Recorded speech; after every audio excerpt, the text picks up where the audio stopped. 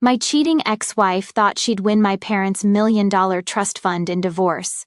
But I reversed the game and left her drowning in regret. I'm 51 and my second wife, Emma, is divorcing me. I've got to say, I didn't see this coming at first. Well, maybe I should have, but when you're in it, you miss the red flags, you know what I mean? Anyway, before I get to the messy part, let me start from the beginning, because this whole thing is a wild ride. I wasn't always this dumb with relationships. My first wife, Karen, passed away in a car accident about 10 years ago. That was rough. We had a daughter together, Julie, and when Karen died, Julie was 12. Man, I didn't even have time to grieve properly. I had to keep it together for my kid. We became each other's support system, you know? I couldn't break down because she needed me, and I guess, in a way, she couldn't fall apart either because I needed her too. Fast forward a bit. Julie grows up, and when she turns 18, she heads off to college. She's smart, got into a good school in Manhattan, and that's when things started getting really quiet at home. I mean, deafeningly quiet. There's only so much TV a guy can watch to distract himself. So, what did I do? I started hitting the bar after work. It seemed harmless at first: go in, have a drink, chat with the bartender, head home, rinse and repeat. That's where I met Emma. She was working behind the bar, serving drinks, and I'd see her almost every night. At first, it was just polite conversation, you know how it goes, hey, how's your night, busy shift, that kind of thing. I think she noticed I was there a lot, probably staying longer than I should have. I'd sit there nursing my drink, just trying to kill time until it was late enough to justify going home to my empty house. It was depressing, honestly, but I wasn't going to admit that to anyone at the time. One night, Emma asked me if I was doing okay. I guess she could tell something was off. I mean, I wasn't exactly trying to hide it. So we got talking and she seemed nice, easy to talk to. Yeah, she was younger, 11 years younger than me. But at that point, I didn't really care. I just wanted someone to talk to. Now, I know what you're thinking, older guy, young bartender, obvious midlife crisis. Trust me, I thought the same thing. I wasn't planning on anything serious. I mean, I wasn't that guy. But Emma was different. She had this way about her that made you feel like you mattered, like she was genuinely interested in what you had to say. And to be real, I was lonely as hell. Julie was off living her life, and I was just stuck in mine. After a few weeks of this back and forth, Emma made the first move. I wasn't expecting it, honestly. She asked me out and I said yes. Why not, right? It wasn't like I had anything better going on. We started dating, and it was good. Better than I thought it would be. She had a kid, Jack, a 2-year-old from a previous relationship. The guy bailed on her when she got pregnant, so she'd been raising the kid on her own. That kind of hit me in the gut. I respected her for toughing it out, and we bonded over that, I guess, both kind of alone, dealing with our own messes. Things moved faster than I expected. After a year, we got married. Now, don't get me wrong, I had my doubts. She was way younger, and I wasn't sure if it was going to last. But when she proposed the idea of marriage, I went with it. I was too deep in at that point to back out. Plus, Julie had met her by then and gave me the green light, saying she just wanted me to be happy. She knew how rough it was after her mom passed and saw how much I'd changed since being with Emma. So yeah, we had a small, quiet wedding. Just me, Emma, her kid, and her sister, Carrie. Now, Emma and Carrie had their own sob story. They were both abandoned by their parents when they were little and ended up in an orphanage. It wasn't something they talked about much, but it explained a lot about why Emma was the way she was. She was tough, independent, and I kind of admired that. But looking back, I wonder if all that baggage should have been a red flag. Maybe I just didn't want to see it. The first year of marriage was fine. We were happy, or at least I thought we were. We went on trips, did the whole happy couple thing, and I really bonded with Jack. He reminded me a lot of Julie when she was little, running around the house, causing chaos in the best way. I thought everything was perfect. But then Emma quit her job, saying she wanted to spend more time with Jack. Okay, I could understand that. But it also meant I was the only one bringing in money. It didn't bother me at first. I was doing well with my family's real estate business, so I could afford to support us. But things started to shift, and I didn't even notice it at first. Emma's spending habits. Yeah, that's where it all went sideways. At first it was little things, new clothes for Jack, some stuff for the house, whatever. But then it got bigger. She started buying expensive designer clothes, fancy jewelry, booking spa days, and I just kept paying for it. It was almost like I didn't want to rock the boat, like I didn't want to admit that something felt off. I just wanted to keep her happy, you know? Then Julie came home for Christmas and saw what was happening. She's always been sharp, smarter than me in a lot of ways. She pulled me aside and told me I needed to watch out, saying I was spending way too much on Emma, and it wasn't normal. At first I brushed it off. I told her she was overreacting, but deep down I knew she was right. Emma wasn't like my first wife, Karen. Karen never cared about material stuff, but Emma? She lived for it. That conversation with Julie was the wake-up call I needed. I started keeping track of what I was spending, and man, it was bad. Emma wasn't just asking for things, she was expecting them, like it was her right. And the more I thought about it, the more it bugged me. I was being played, and I didn't even see it. I started pulling back a bit, told Emma we needed to cut back on the spending, and that's when things really went downhill. She got defensive, saying I was being cheap, that I didn't appreciate her. Then she started accusing me of letting Julie turn me against her. It was like everything I did wasn't enough anymore. She wanted more money, more stuff, more everything. Looking back, I don't know why I didn't see the signs sooner. I guess I just didn't want to believe that someone I cared about could be so selfish. But once you start noticing things, it's hard to unsee them. And trust me, things were about to get a whole lot worse.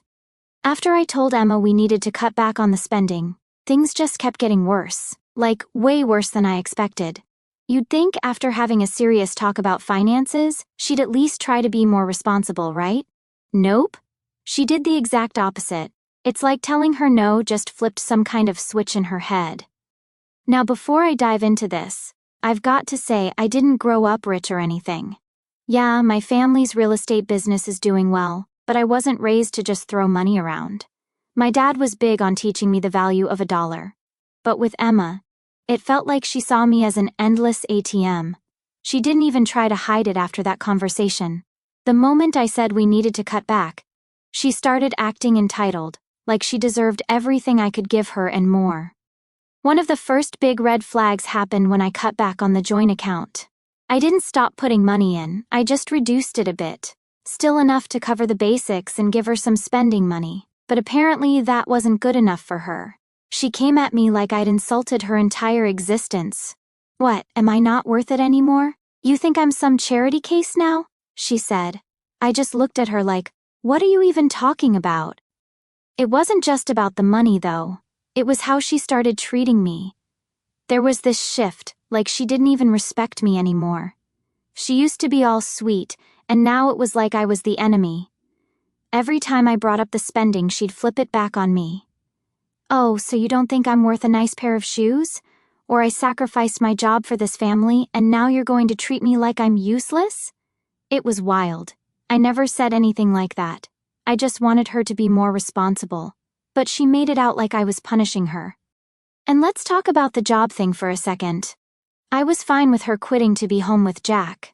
I actually thought it was a good move at the time. But now she was using it as leverage, like I owed her everything because she quit her job to be a full-time mom. Don't get me wrong, being a parent is hard work, I get that. But I didn't sign up to fund a fashion show. She wasn't spending the money on Jack or the house. She was spending it all on herself. Clothes, handbags, shoes, spa days, you name it. At this point, I started to see what Julie was talking about.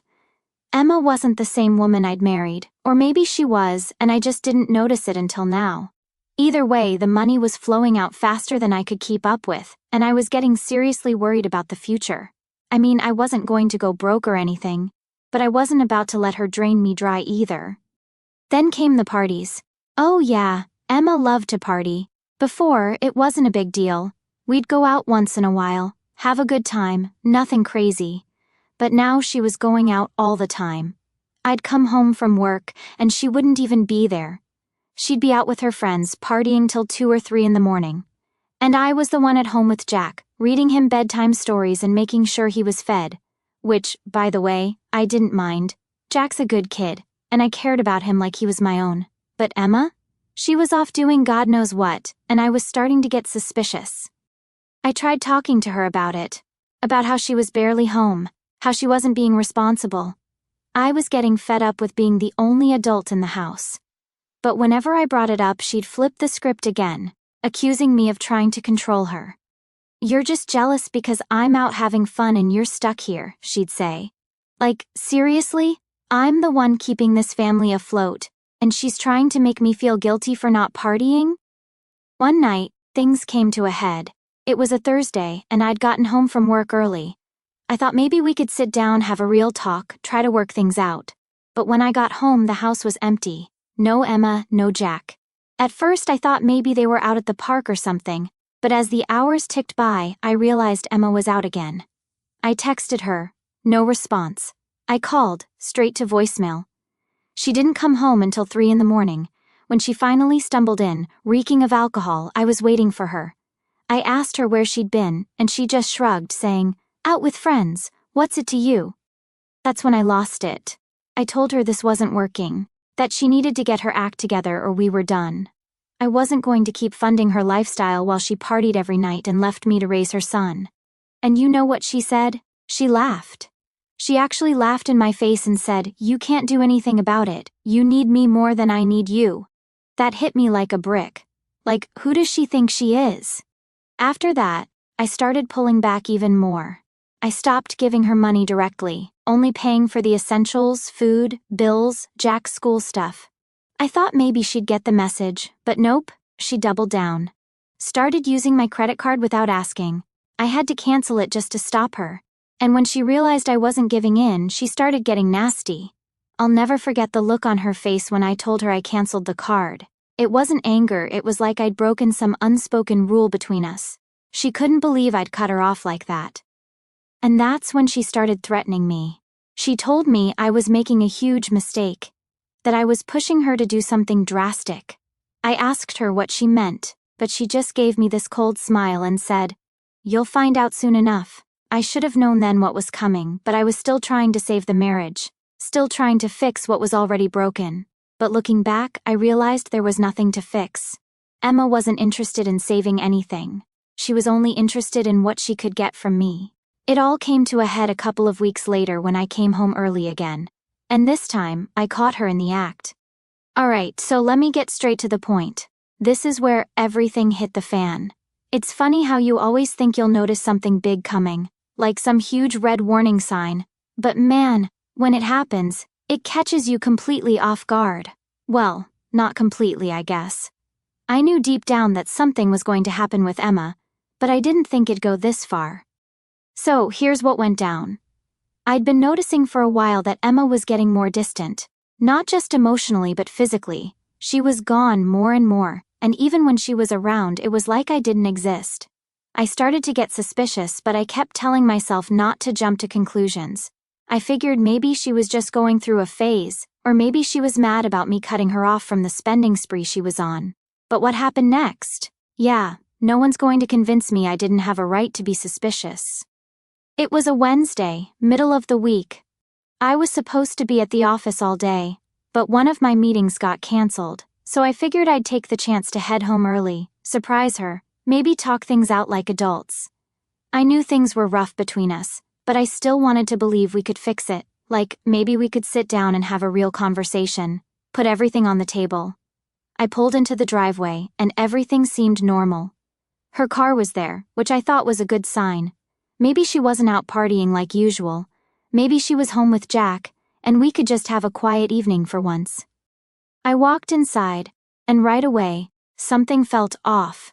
The house was too quiet, no cartoons playing, no toys scattered around the living room like usual. It was weird.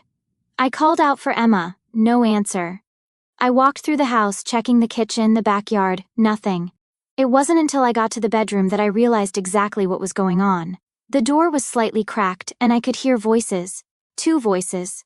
My heart dropped right into my stomach. I knew instantly what was happening, but my brain couldn't really process it, you know? Like part of me wanted to just turn around, walk back out the door, and pretend I hadn't heard anything. But I couldn't. I had to know. So I pushed the door open, and there they were. Emma, in our bed, with some guy I'd never seen before in my life. They didn't even hear me at first. It was like I wasn't even there. But then, when the guy finally noticed me standing in the doorway, He jumped up, scrambling to put his clothes on. Emma? She didn't even look surprised. She just sat there, completely calm, like she was expecting this moment to happen sooner or later. Now, you'd think I would have lost it, right? Like, that's the normal reaction when you catch your wife cheating on you. But I just stood there, staring at her, trying to wrap my head around what I was seeing. I felt nothing. No anger, no sadness, just nothing. The guy bolted out of the room, mumbling something about being sorry or whatever. I didn't even look at him. My eyes were glued to Emma, waiting for her to say something. When she finally spoke, it wasn't an apology. It wasn't even an explanation. She just said, "Well, now you know, like that was it, like I just caught her eating the last cookie from the jar or something." I couldn't believe it. I asked her if she'd been cheating the whole time and she just shrugged. A shrug. I don't know what I was expecting. Maybe some kind of dramatic scene, some big reveal. But all I got was indifference. I didn't yell, I didn't scream. I just stood there for what felt like forever, letting the reality of the situation sink in. Finally, I just told her to leave. That's it. I told her to get her stuff and go. And you know what? She didn't even argue. She didn't try to explain or beg me to forgive her. She just got up, started packing a bag, like it was the most normal thing in the world. I sat on the edge of the bed while she packed, staring at the floor, wondering how the hell I'd ended up here. I mean, I wasn't perfect, but I sure as hell didn't deserve this. She took some clothes, her laptop, a few personal things, and then she was gone. No goodbye, no I'm sorry, nothing, just walked out like it was no big deal. I didn't sleep that night. I just lay there, staring at the ceiling, going over every moment of our relationship in my head, trying to figure out where it all went wrong. How did I not see it? Was I just blind the whole time, or did I ignore the signs because I didn't want to believe them?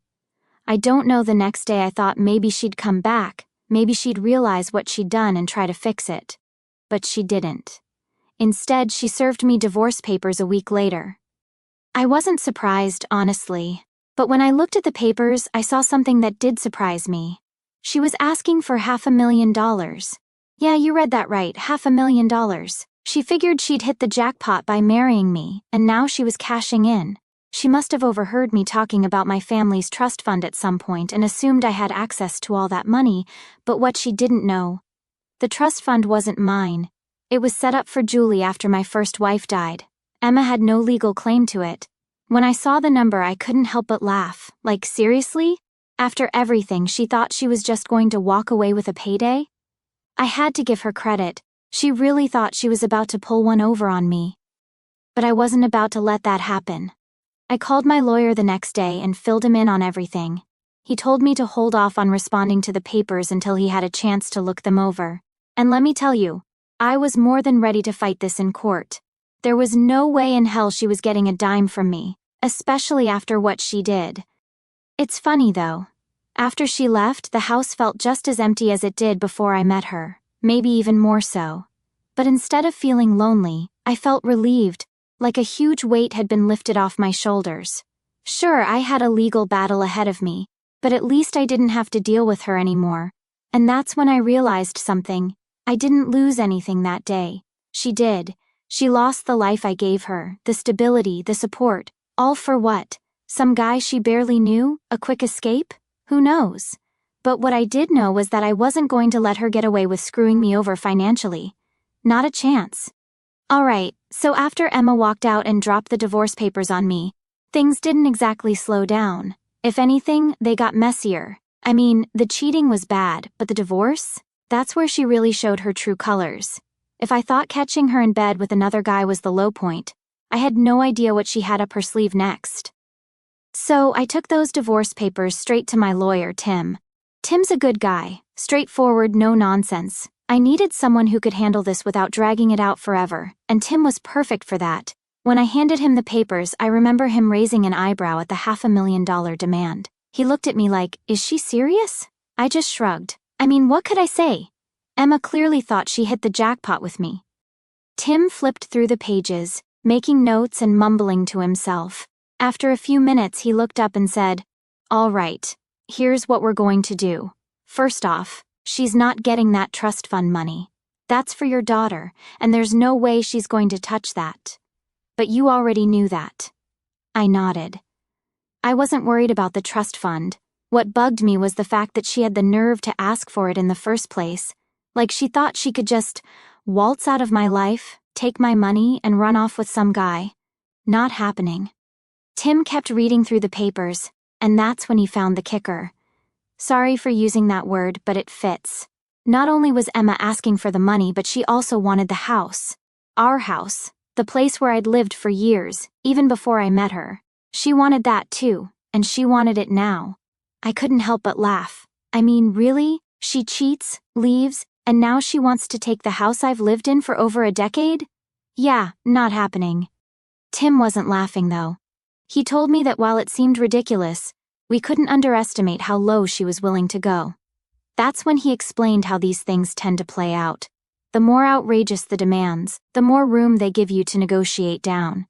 He said, I've got the feeling Emma isn't just being greedy. She's being strategic. This was her game, and I was starting to realize just how good she was at it. The next couple of weeks were a whirlwind of meetings with Tim, gathering documents and preparing for the first court hearing. I tried to keep things normal at home, but every time I walked through the front door, I couldn't help but feel a little sick. This was the house we were fighting over. The house she was trying to take from me, and I couldn't even relax in it without thinking about that. Meanwhile, Emma was out there living her best life, or at least pretending to. I'd get texts from friends saying they saw her out at bars, fancy restaurants, or on vacation with that guy she cheated with. She was flaunting it, like she didn't have a care in the world. And that's when it hit me. She was using the joint account, the one I hadn't closed yet. She was still spending my money. I called Tim immediately, and he told me to go to the bank and close it down. So I did. And man, I wish I could have seen her face when she realized the well had dried up. That's when the real fun started. A couple of days later, I got a flurry of texts from Emma. First, they were calm, asking why there wasn't any money in the account, saying she needed it for Jack's school or some other excuse. I ignored them. Then the messages got angrier. She accused me of being petty, of trying to ruin her life, saying I was punishing her for leaving, like, no, I'm just done funding your little vacations with your new boyfriend. She tried calling too, leaving me these long, rambling voicemails about how I was forcing her hand and that I didn't want to see what she was capable of. It was all so dramatic, but at this point I wasn't fazed. I saved all the messages though. Tim said they might come in handy later. Now, here's where it gets really good. The first court hearing was coming up, and I was ready. I had everything lined up. Documents proving the trust fund wasn't mine, bank statements showing how she drained the joint account, even evidence of her cheating. Tim had it all sorted. But Emma? She showed up to court like she was walking the runway. I'm talking designer clothes, expensive heels, and that smug look on her face that made me want to scream. And get this, she brought the guy with her to court. I didn't react. I knew better than to give her what she wanted, which was probably some big scene. Instead, I just sat there, letting Tim do his thing.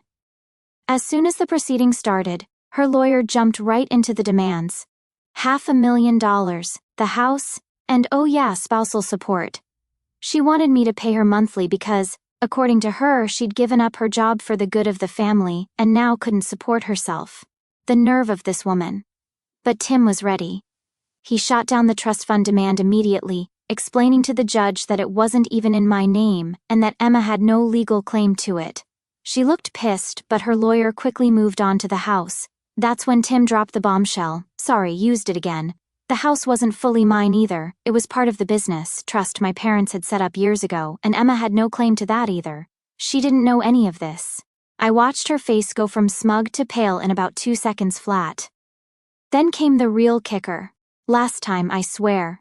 Tim brought up all the evidence of her cheating, the texts, the bank records showing how she'd been using the joint account to fund her new lifestyle, and even photos of her and the boyfriend on their little vacations. The judge wasn't impressed.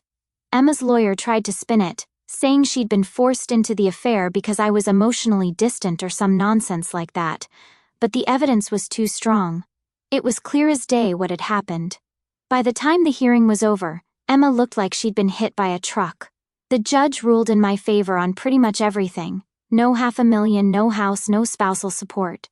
She was walking away with nothing. And let me tell you, it was the best feeling in the world. Now, it's not over yet. We've still got a couple more hearings to finalize everything. But at this point, I'm not worried.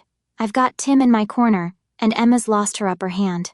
She thought she could play me, but in the end it looks like she played herself. But hey, there's still more to come. I'll keep you guys posted.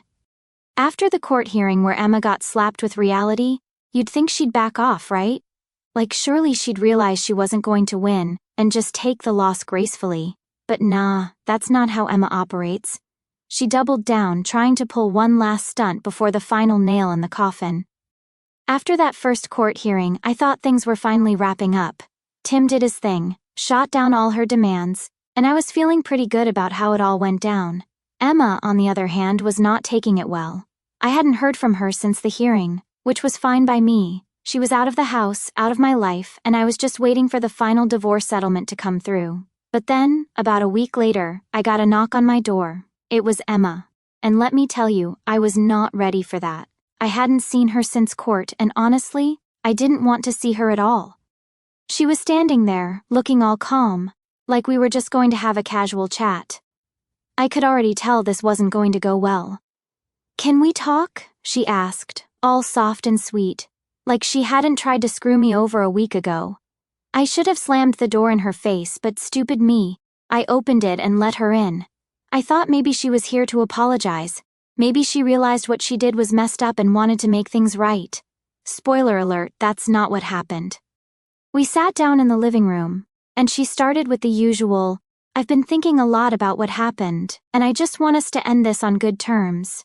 I didn't say anything, just nodded, letting her talk.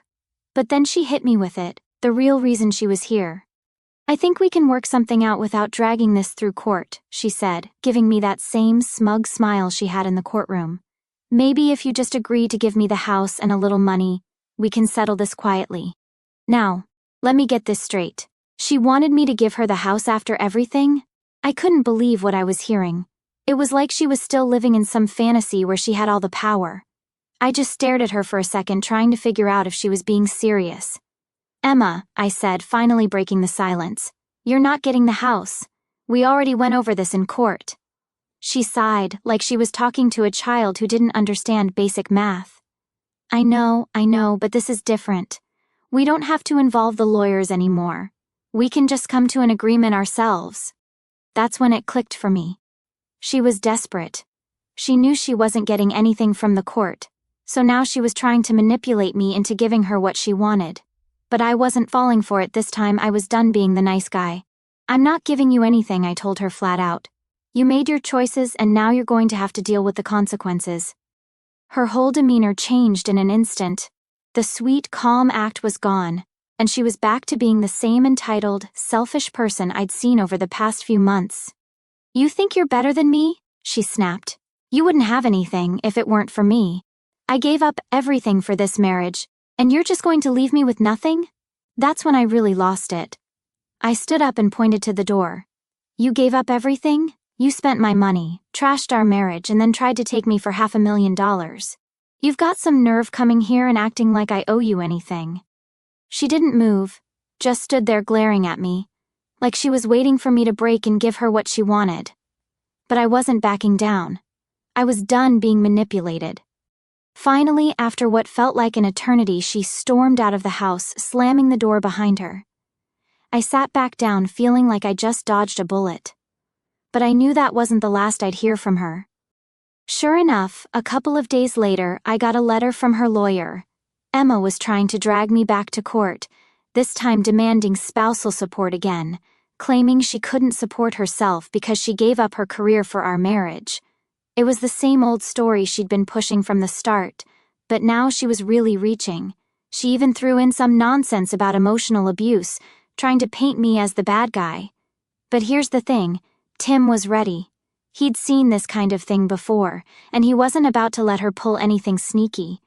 We gathered all the evidence we had, the joint account records, the texts and voicemails where she was threatening me, even some photos she'd posted online of her partying it up with her new guy while still living off my money. By the time we got back to court, Emma didn't stand a chance. The judge wasn't having any of her excuses, especially when Tim laid out the full story. He brought up how she'd been living the high life while claiming she was struggling, and how she'd tried to milk me for money even after she cheated and left. The judge ruled in my favor again. No spousal support, no house, no money. Emma was officially walking away with nothing, and this time, it was for real. When the final ruling came through, I couldn't help but feel a little bad for Jack. He didn't ask for any of this, and he was just a kid caught in the middle.